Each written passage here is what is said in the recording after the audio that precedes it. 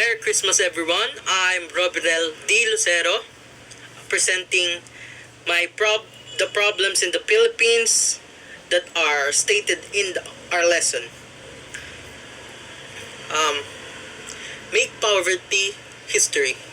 Break the chain of poverty, become an agent of change. With your help, we can change the world. It started with poverty. Right now, we are in state of crisis. So many disaster came through our life this year, especially COVID-19, which basically stopped some people or almost everyone in their jobs, making us unemployed.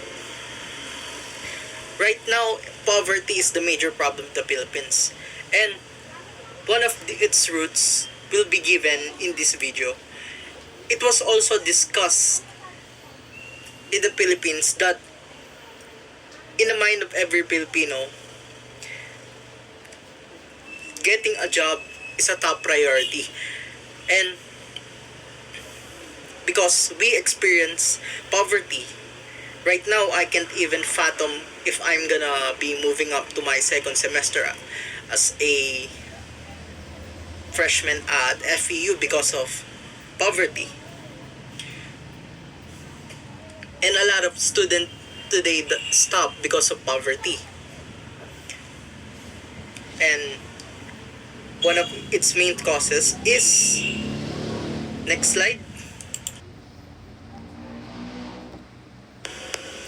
One of the major contributor to poverty is unemployment, as I said earlier. And in Dr. Giovanni Tapang videos in our studies, it shows that 52% of graduate does not get a job. That is a graduate student. Think of the people that are not even graduate or not even educated. What will happen to them? They have no jobs. There are a lot of people applying but there are no available jobs. For example, although Filipino tend to think that life in other countries are better, but if it was converted to cash, same job in other countries is just a job of a construction worker here in the Philippines. Do you know why they are going to other countries? Because we cannot support the manpower that we have right now in the Philippines. So there are not enough jobs.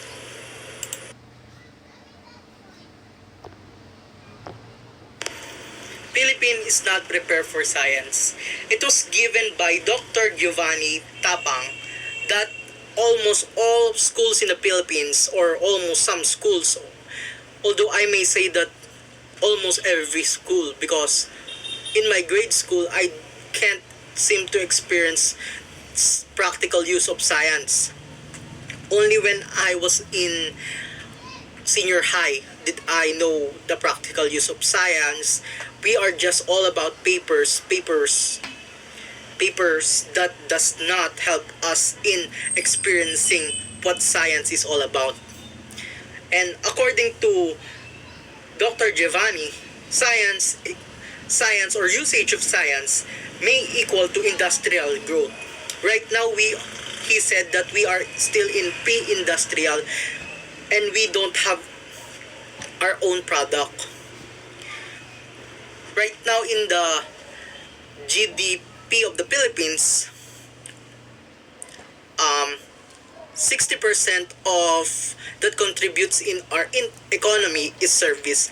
But according to Dr. Giovanni, service does not render an actual product, meaning you as a person does not get a return. And that's 60% of our economy. So what can you expect? We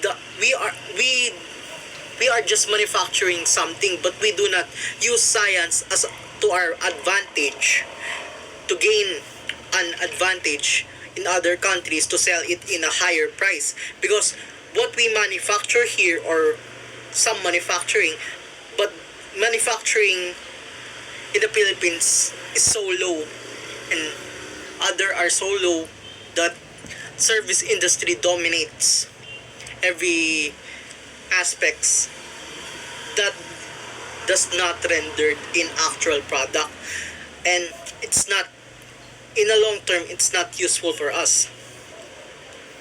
Next slide. One of the evidence that we can get, or contributor to the poverty, is, as I said earlier, not prepared for science and the brain drain. Although some Philippines are so bright that they are scientists, but 93% of them does not live in their Philippines. And Dr. Giovanni said that he is 1 in a million. How many million are in the Philippines that are even educated to be a qualified scientist that may develop a technology or technique or manufacture that can help us in our economical growth?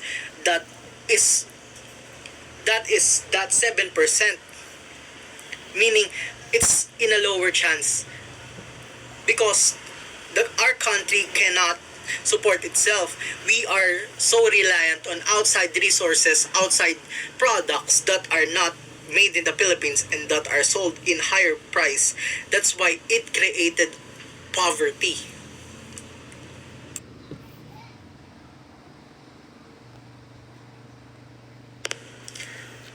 Letters to the student.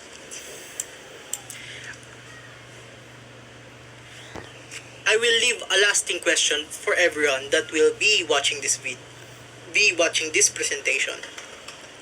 What would happen if we accept and integrate the usage of technology, science in the Philippines development? That's what I leave to you to imagine and to create for our future. Although I want to create that, but I majored in accounting. But I will try to help in the business of the Philippines so it can grow to a bigger picture or a bigger economy. I would like for the upcoming student taking this course to widen their horizon and experience in the usage of the Philippines scientific knowledge in their surroundings and compare it to other countries, and to know the usage of it and take it to their advantage and incorporate their own ideas. The incoming students are expected to learn the practical usage of science in our everyday life,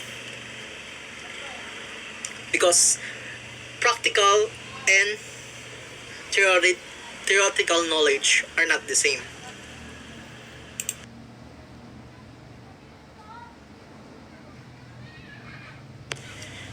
The most challenging for me is making people follow your views and advice, and I advise that they should show their proof or their paths that they claim to be true to convince the people in the Philippines.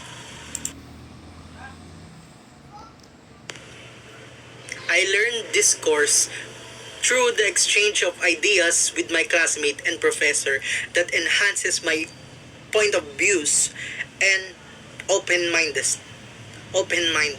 to certain things that I certainly did not like before, but came to realization through our debate. Thank you.